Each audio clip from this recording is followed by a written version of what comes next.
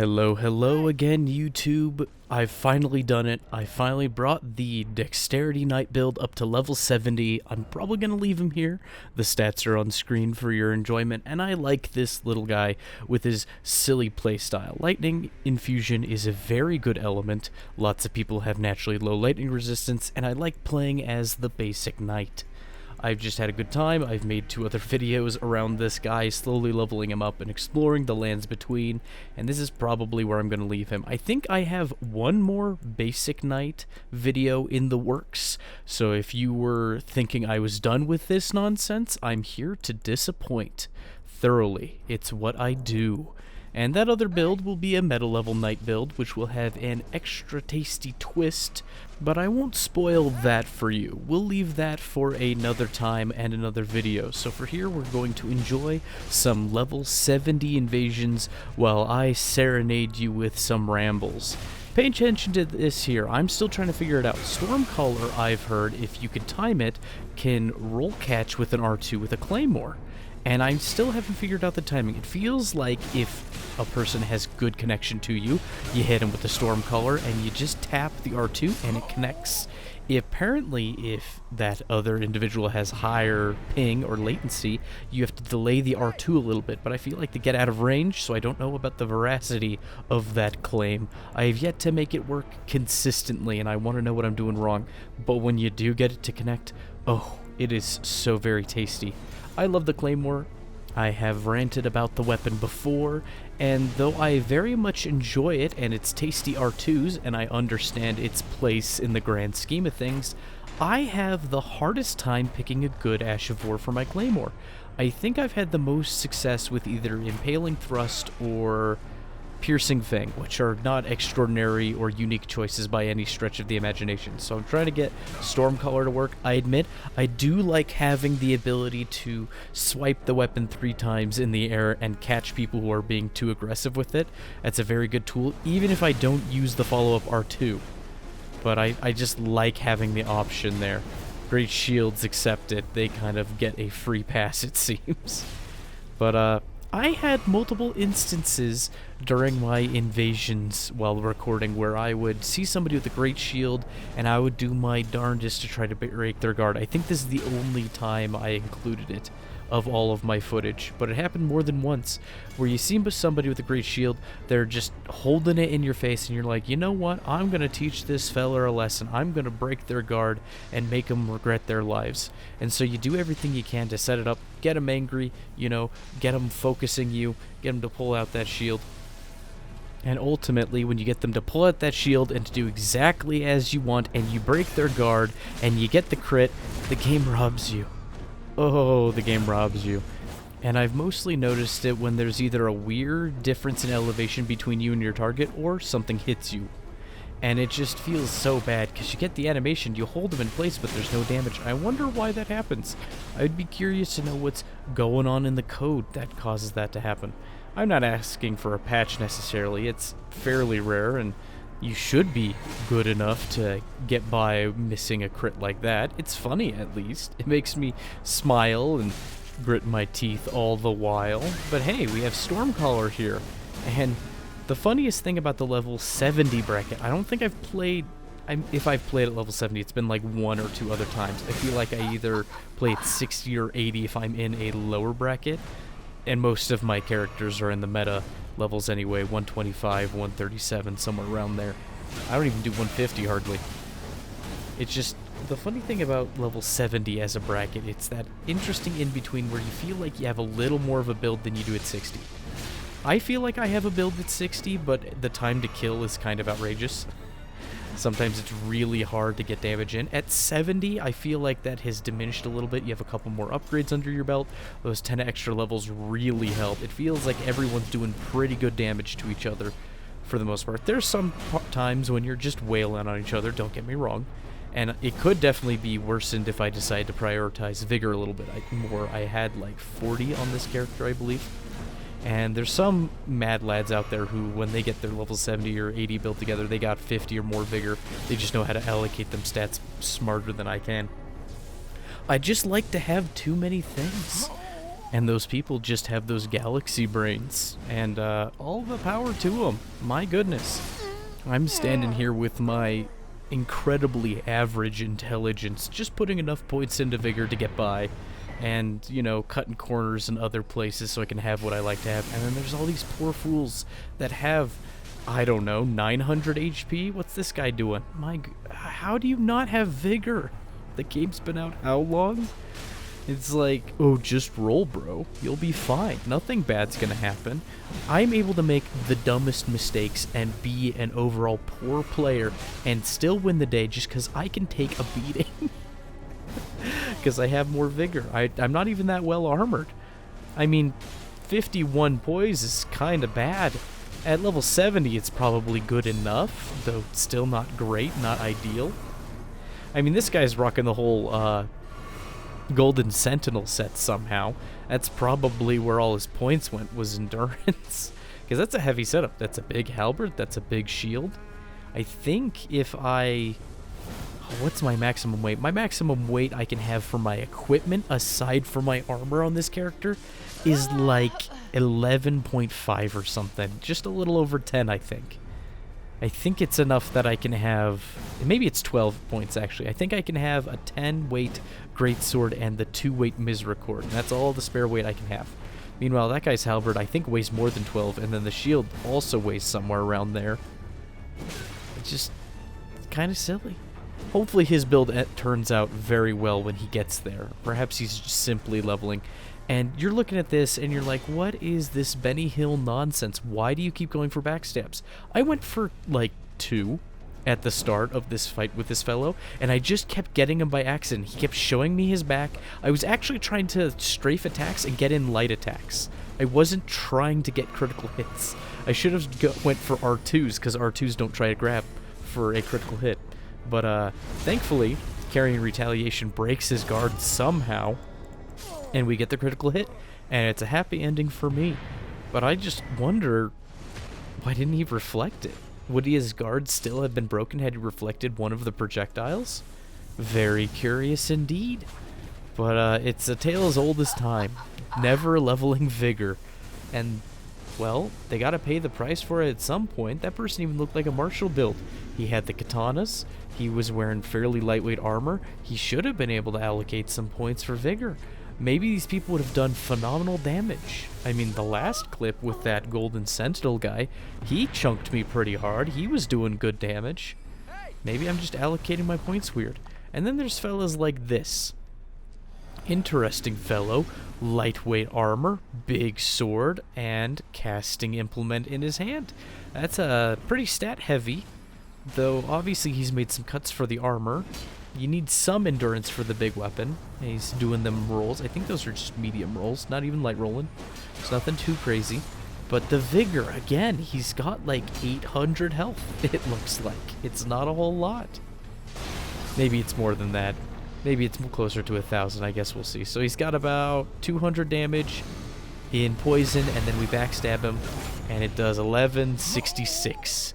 Because he decided to cure the rot in my face, and that enabled him to get backstabbed very easily. So yeah, that guy had like just under 1,000 HP, abouts, if we are estimating. It cracks me up every time. I can't help it.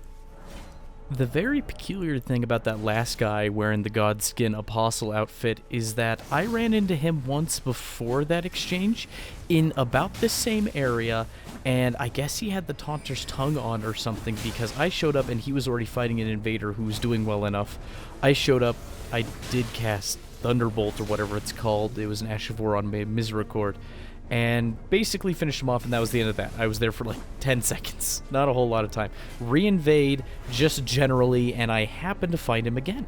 And I found him one more time, I think later on in this video even, and so he seemed to be a solo host who's trying to progress through the world. I think it's strange how readily I found him again, and ran into him at least 3 times in the same recording session. This fellow who just died on screen, I ran into him 2 or 3 times as well. He was just camping a rock, waiting for people to show up so he could do open world duels with as many heals as possible. Nothing too extraordinary there, but I did notice across my various invasions for this video, I ran into far more hosts actually using the Taunter's tongue as intended, which I believe its intent was to replicate the conditions we had in Dark Souls 3, where a solo host could be adventuring through a world or a level, and they have to deal with the enemies, and then the invader shows up, and there's that 1v1 in the middle of the level. You know, I'm there to interrupt them, they have the world to deal with, etc. You know, normal Dark Souls 3, you couldn't turn it off, and Taunter's Tongue lets you turn it off, it lets you prepare, it lets all the advantages that invaders have, the host also now has. Because he can prepare and then turn on the Taunter's Tongue, and he can be his own gang squad.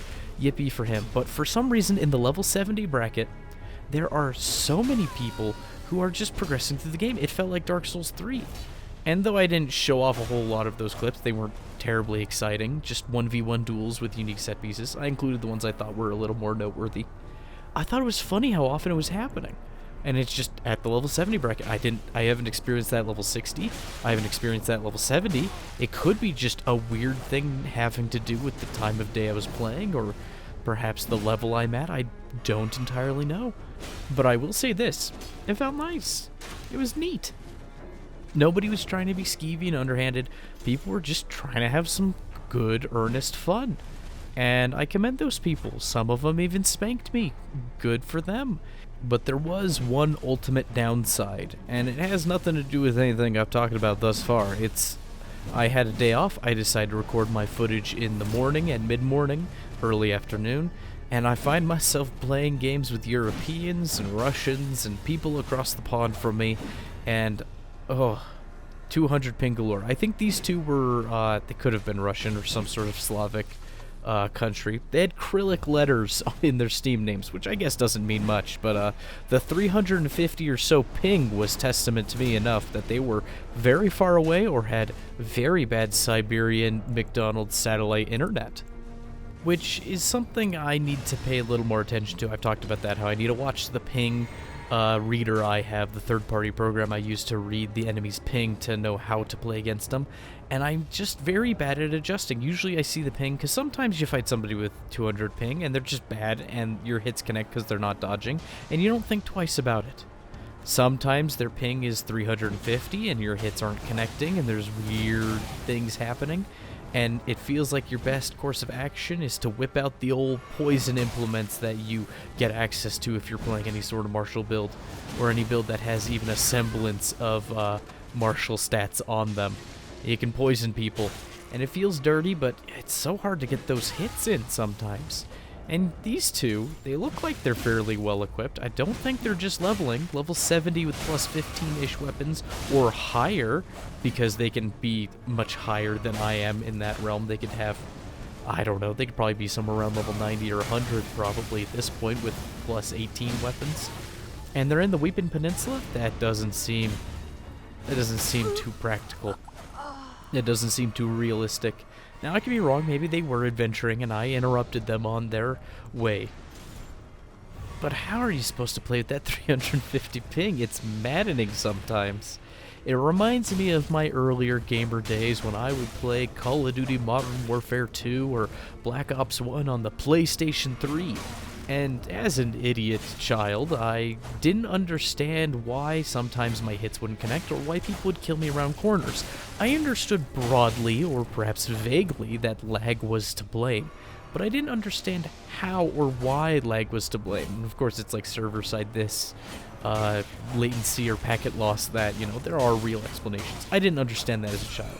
And now, playing a Souls game, and, you know, keeping my eyes and ears open and paying attention, I now fully understand that when people have that high of a latency, it basically gives them extra invincibility frames on the rolls. That's kind of how it turns out. There's other weird things that can happen, right? But if, say they have a stable if poor connection, you know, then they're not experiencing packet loss per se, everything's just a little odd, then yeah, they get extra iframes, and it feels bad. These guys didn't feel bad, though. These guys were great. It was like the host was 90 ping and his friend was 100, which is like sufficient for play, you know? It's good enough. My standards have been sufficiently lowered. And these guys were a blast to play against. I felt good about this invasion all around. And I appreciate them allowing me to have a spot of fun myself. They were aggressive, they were in my face. They were not afraid to attack. It felt good, but they also, you know, dodged and seemed to have their heads on their shoulders for the most part. It feels good when you get those earnest fights. It feels like Dark Souls 3. I need to stop saying stuff like that. People are going to think I don't enjoy the game or something. And I do. I do really like the game.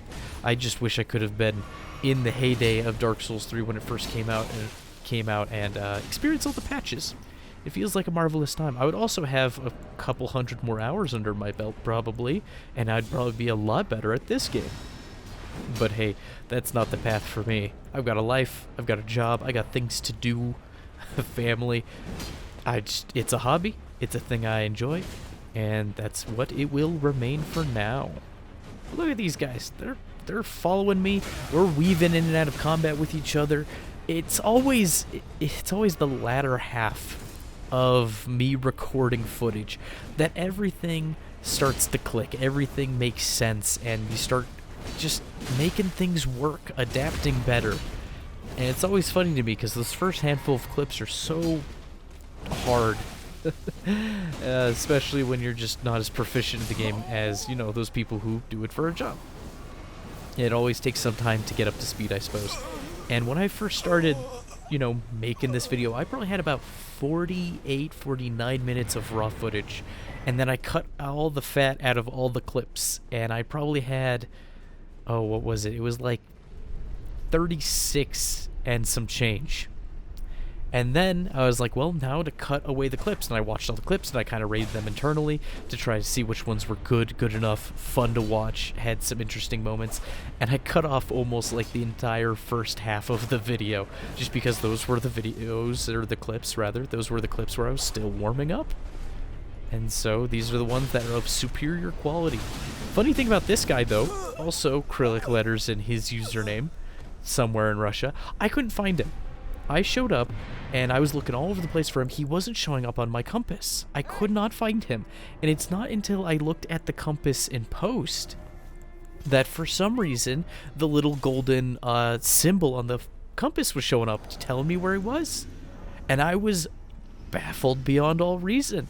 That wasn't there when I was playing the game. I was watching like a hawk to see if he would appear anywhere. And then I watched the footage in post, and it was there the whole darn time. I showed the end of it when I finally had the altercation with the fellow on the elevator, but it was just so weird. Makes me wonder if OBS picked up something that the game didn't display to me, or if I'm amazingly stupid. Could be either. But hey, check out this guy. This guy's a light rolling wizard, and I don't know what it was exactly, but he wasn't terribly aggressive, just mostly avoiding, and I don't know if it was the poison that made him worry. And I mean, poison is something to worry about. When you're wearing nothing but a banana hat, you got 2 sticks in your hands, you don't have the most resistance to poison. And look at this. I love Stormblade. I should play with it more. I think it needs to be a core on weapons. Maybe that's what I'll stick on my Claymore. I harped about that earlier, not knowing what to stick on a Claymore. Maybe I should put Stormblade. Though I don't know why. Stormblade feels like it belongs on the Knight Greatsword more than the Claymore, but that's just me. And there's my failed backstab, didn't connect for some reason, and his Gavel of Haima looked like it hit a little early, but that's fine. It's survivable. I feel bad for this fellow, because he was very avoidant, and he was using light rolls, and he's Taunter's tongued, obviously. He's probably hoping for a teammate to come bail him out of trouble. Never happens, though. Blues are AFK a surprising amount of the time.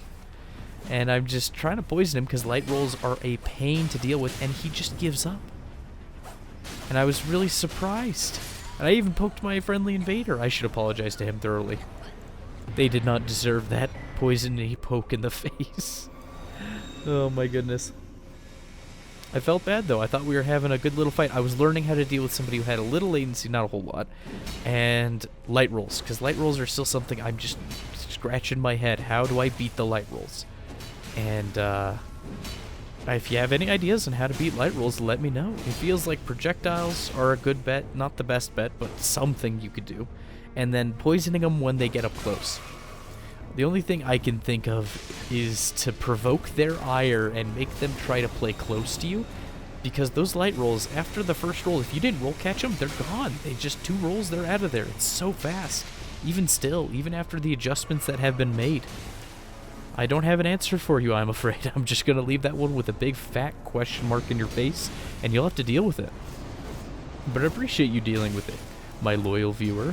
You mean the world to me. And thank you for joining me on this silly escapade. Watch this Stormcaller save my life and win the day. And you take care now. And I'll see you in the next one.